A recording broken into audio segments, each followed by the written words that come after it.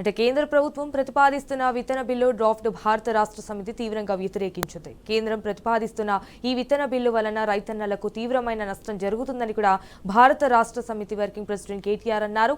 అందుకే కేంద్ర ప్రభుత్వం ప్రతిపాదిస్తున్న ఈ బిల్లును పూర్తిగా ఆపివేసి రైతన్నలతో, రైతు సంఘాలతో, నిపుణులతో, రాజకీయ పార్టీలతో చర్చ చేసిన అనంతరం ఈ బిల్లు అంశంపై ముందుకు పోవాలని కేటీఆర్ డిమాండ్ చేశారు.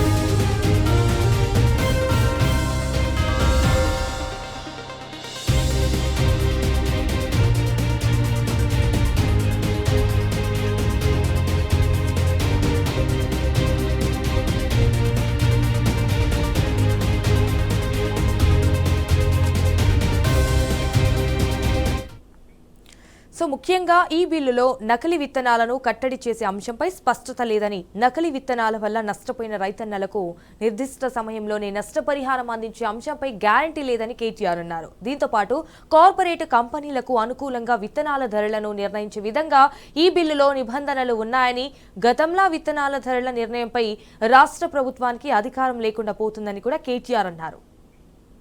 నకిలీ విత్తనాల తయారీలో కంపెనీలను బాధ్యులను చేయకుండా కేవలం అమ్మకదారులను బాధ్యత వహించేలా, కేవలం సప్లై చైన్పై నకిలీ విత్తనాల బాధ్యతను ఉంచేలా ఈ చట్టం రూపొందించబడిందని అన్నారు. మరోవైపు నకిలీ విత్తనాలకు సంబంధించిన అంశంలో ఇటు జాతీయ స్థాయిలో ఆయా కంపెనీలను బ్లాక్ లిస్టు చేయడం, భారీ పెనాల్టీలు, కఠిన జైలు శిక్ష వంటి అంశాలకు ఇందులో పెద్దగా ఆస్కారం లేదని కేటీఆర్ అన్నారు.